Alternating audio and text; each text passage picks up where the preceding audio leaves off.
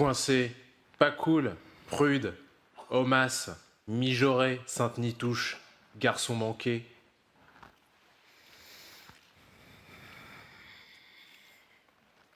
Allumeuse, aguicheuse, frivole, chaudasse, salope, traînée, fille facile, pute, Puisque c'est comme ça. terroriste, intégriste, islamiste, danger, vigipirate, état d'urgence, en prison, retourne au bled. Et après, on ose dire que les femmes sont contradictoires, qu'elles savent pas ce qu'elles veulent. C'est pas qu'on sait pas ce qu'on veut, c'est qu'on sait pas ce que vous voulez, ce que vous attendez de nous. Et que sans doute vous le savez pas vous-même. Je parle pas de vous, personnellement, je parle de la société en général. Quand j'étais petite, j'ai une grande sœur qui a 5 ans de plus que moi, et je regardais son corps avec une certaine envie. Je ne sais pas si vous aussi, mesdames, ça vous arrivait de mettre des chaussettes en boule dans vos soutiens-gorge le temps de prendre forme adulte. C'est vous dire comment j'étais contente à l'âge de 14-15 ans quand j'ai enfin eu ce corps de femme. Mais il y a eu un changement au moins aussi radical. C'est celui du regard des autres, et pas que le regard. Il y a eu ce premier venu qui a commencé à faire des commentaires à voix haute sur mon corps, en me tutoyant, dans la rue. Ce deuxième qui a commencé à faire des drôles de bruits de bouche en me regardant.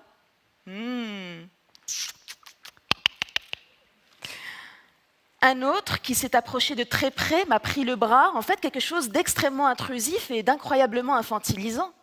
Paradoxalement, c'est au moment où on devient une femme adulte, on a l'impression qu'on va être prise au sérieux, où on va en imposer, c'est là qu'on est le plus infantilisé. C'est comme s'il y avait un statut au moins aussi mineur que celui des enfants, c'est celui de la femme. Et plus on est femme, plus on a des attributs de femme, plus on va subir ça. Le premier signal que nous envoie la société qu'on est devenue une jeune femme, c'était ça. Alors je fais ça parce qu'en fait, l'expression harcèlement de rue, j'en avais juste jamais entendu parler. Ni de la part de mes parents, ni à l'école. C'est comme s'il y avait une espèce de cape d'invisibilité sur notre vécu quotidien.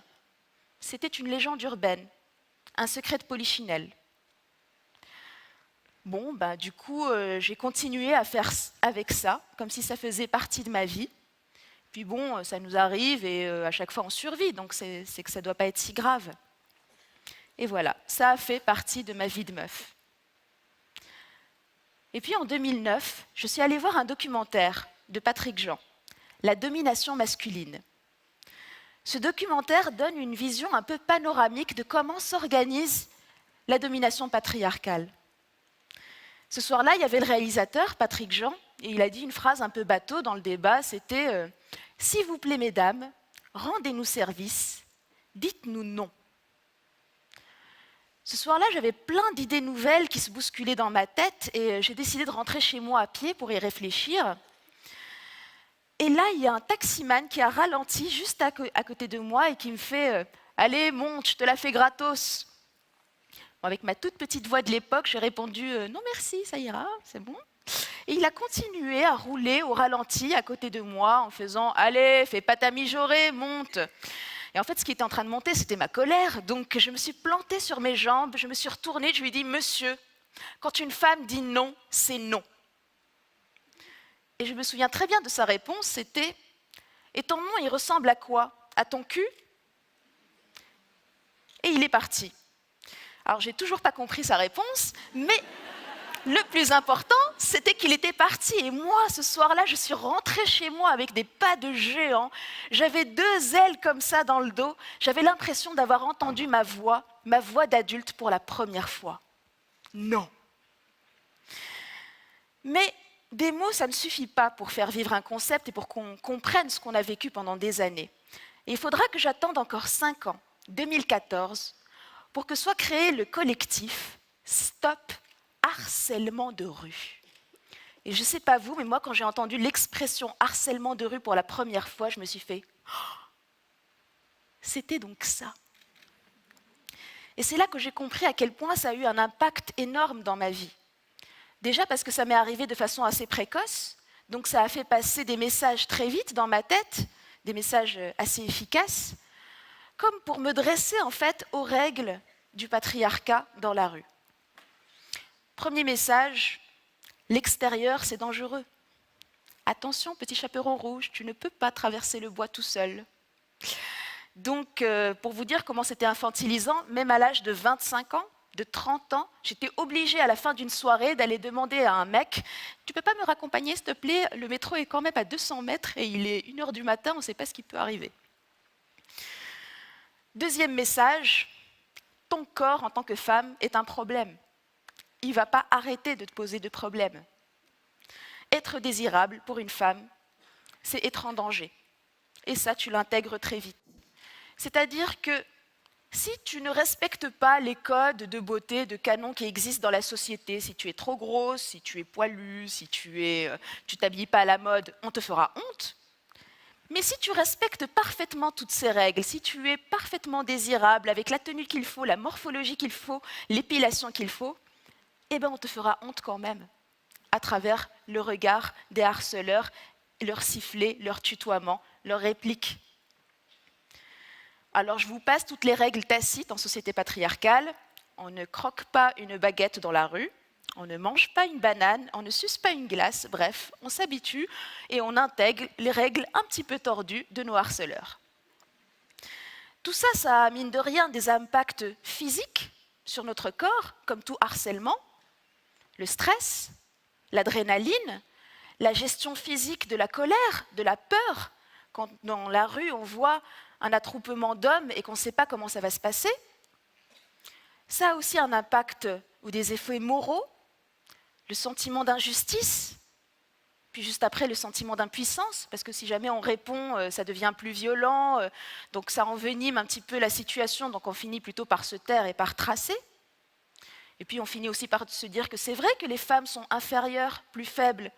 La preuve, on est face à notre égal, un homme qui a le même âge que nous, voire qui est plus jeune, et on est en situation de vulnérabilité, on ne sait pas comment gérer. Et puis ça a des effets politiques. On apprend tout simplement à intégrer les règles du dominant. On ne peut pas sortir dans la rue comme on le souhaite, il faut voir, c'est selon la tenue qu'on a, l'heure à laquelle on sort, le quartier qu'on décide de traverser, etc.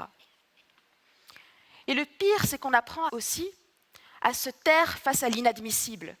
Parce que mine de rien, le harceleur va avoir des mots, des insultes sexistes, des gestes, des attouchements.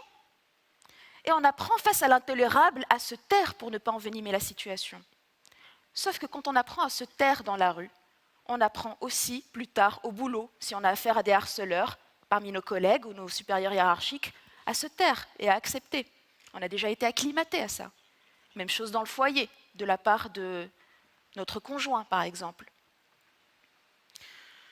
Bon, tout ça, c'est un petit peu tout ce que je pouvais vous dire de négatif là-dessus. Donc maintenant, on va passer au positif.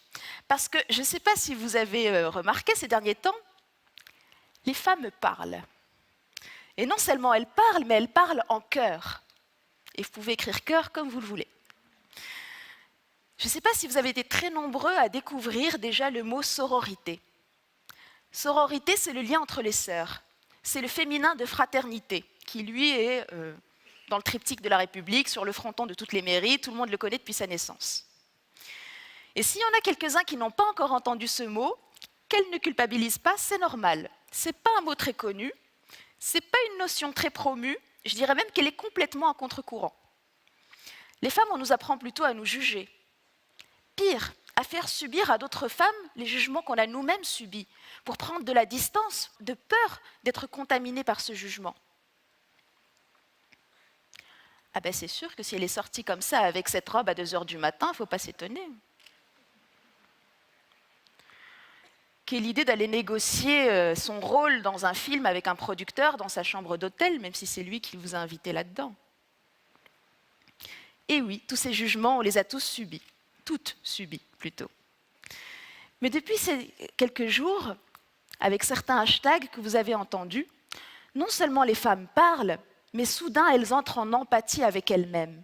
Elles donnent de la crédibilité à ce qu'elles ont subi. Elles arrivent à nommer, non pas l'anodin, mais des harcèlements, des agressions sexuelles, des viols, c'est-à-dire des délits, et des crimes. Elles nous font voir le regard subjectif des femmes sur le monde et sur leur vécu.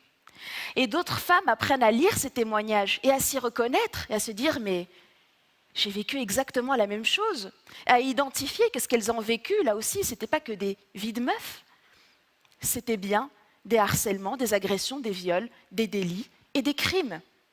Et maintenant qu'on s'est tenu la main en faisant ça, s'il y avait un seul message que je voudrais faire passer, c'est qu'on ne se lâche plus jamais la main.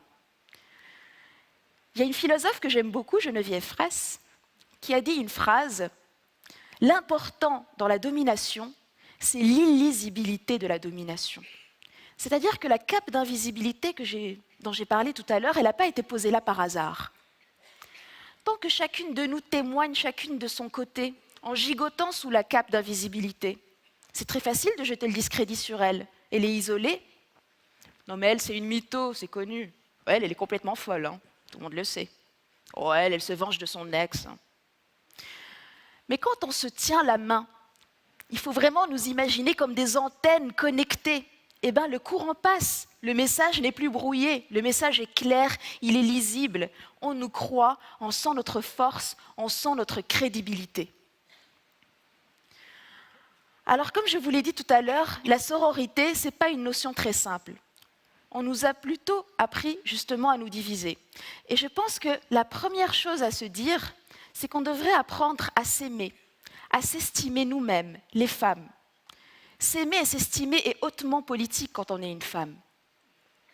On nous a appris le contraire, on nous a plutôt appris le complexe d'infériorité, le complexe d'illégitimité.